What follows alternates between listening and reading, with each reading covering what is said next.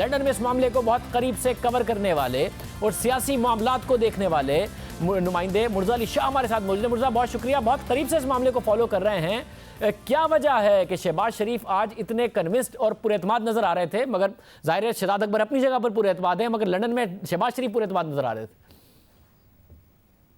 जी शाजिब, शहबाज शरीफ को ये पूरा यकीन लग रहा है कि उनके खिलाफ जो डेली मेल का जो केस है वो वीक है, और उसकी वजह यह है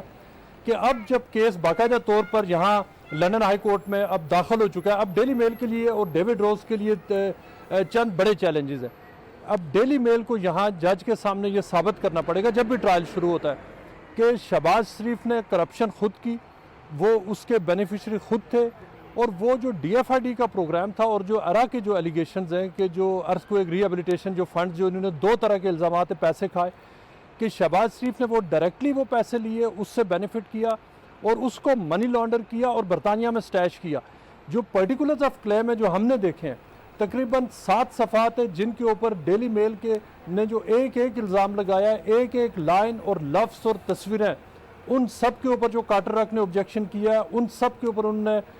जो मेल ग्रुप है उससे एक्सप्लेनेशन मांगी है, ये उनको नहीं मिली और उसके बाद ये यहाँ पर गए हैं कोर्ट में। अब इसके लिए जो जज के सामने अब डेली मेल के ऊपर ये जब उनके वकला के ऊपर ये जिम्मेदारी होगी कि वो जज के सामने इस्टेब्लिश करें कि जो आर्टिकल की जो एक ओवरऑल टोन थी और उसमें जो स्पेसिफिक एंड डायरेक्ट जो एलिगेशंस थे वो उनको साबित करें कि शहबाज शरीफ ने उनसे बेनिफिट किया, मनी लॉन्ड्रिंग की और बरतानिया पैसा लाए। अगर डेली मेल ये साबित नहीं कर पाता डायरेक्ट लिंक जो कि आर्टिकल में सजेस्ट किया गया है, तो ये डेली मेल के लिए प्रॉब्लम है। और अगर डेली मेल ये साबित कर लेता है, और ये कोर्ट को ये भी देखना है उसके साथ साथ कि ये सारी जो इन्वेस्टिगेशन है और जो चीज़ें आ रही है वो अंडर ड्यूरेस कोई चीज़ नहीं ली गई हो, वो लीगल मीन से सारा एविडेंस लिया गया है और उसमें कोई पॉलिटिकल विक्टिमाइजेशन का, पॉलिटिकल एंगलिंग का आंसर नहीं है, उस सूरत में फिर ये शहबाज शरीफ के लिए बहुत बड़ा चैलेंज बन सकता है अगर जो डेली मेल है वो अगर ये इल्ज़ाम साबित कर दे। मतलब अगर स्ट्रॉन्ग केस है तो शहबाज शरीफ ने इतना टाइम क्यों लिया? चाहे शहजाद अकबर हो या फिर डेविड रोज हो, 6 महीने से मुसलसल उन्हें बाकायदा तौर पर तनकीद कर रहे हैं, ट्वीट्स कर रहे हैं, प्रेस कॉन्फ्रेंस कर रहे हैं, इतना टाइम क्यों ले लिया? जी शाजिब, यहाँ पे जो नॉर्मल प्रैक्टिस यही है कि कोई भी जो एक केस है, चाहे वो टेररिज्म का हो, डेफामेशन का हो, फाइनेंस का हो, तकरीबन यहाँ पर 1 साल से 1.5 साल का अरसा ये नॉर्मल सी बात है। ये केस अगर आप देखा जाए तो जो एलिगेशन थे आधा साल पहले लगे हैं और तकरीबन 6 से 7 महीने के बाद ये केस अब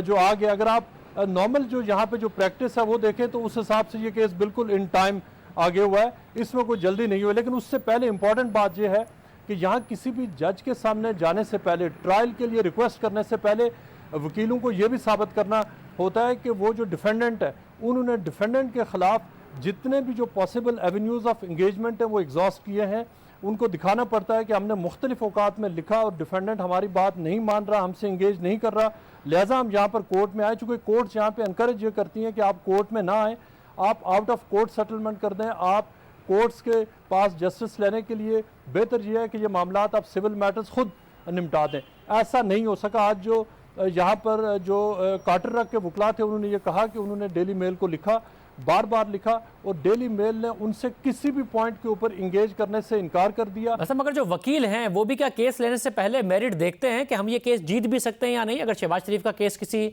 ने लिया है वहां पर क्या ये देखा जाता है? जी शाजिब, जो कार्टर रॉक है ये जो बरतानिया की जो सबसे बड़ी जो मीडिया की और डेफामेशन की लॉ फर्म्स है उनमें से एक आती है। इसकी बड़ी अच्छी रेपुटेशन है और इस जो फर्म है उसकी जो सक्सेस रेट है वो तकरीबन 90% तक है, यानी आउट ऑफ 100 या 90% केसेस इससे पहले पास्ट में ये जीते हैं। और यहाँ पे जितनी भी बड़ी फर्म है, जो 4-5 जो बहुत अच्छी फर्म्स हैं, बहुत महंगी हैं लेकिन बहुत अच्छी हैं, उनका एक बुनियादी स्टैंडर्ड ये है कि वो कोई भी क्लाइंट जब उनके पास केस लेके जाता है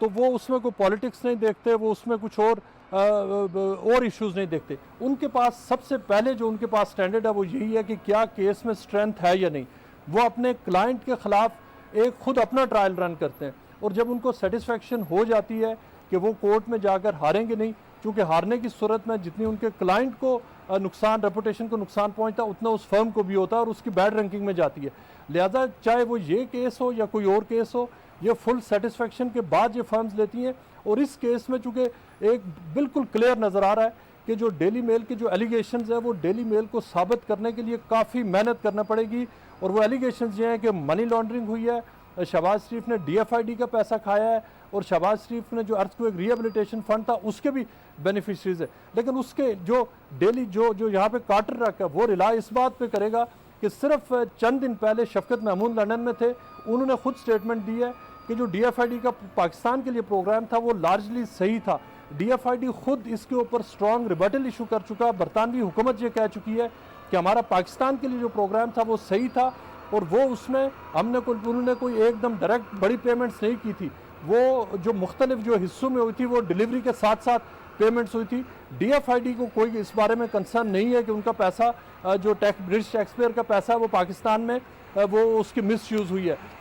लिहाजा अब जो अखबार है उसको ये सारी चीज़ें साबित करना पड़ेंगी और जो कार्टर रखा वो कॉन्फिडेंट है कि अखबार और जो डेली मेल है वो उसको साबित नहीं कर सकेंगे। बहुत शुक्रिया मुर्जा, हमें लंदन से बता रहे थे। बड़ा अहम और दिलचस्प केस होगा ये, जैसे ये आगे बढ़ेगा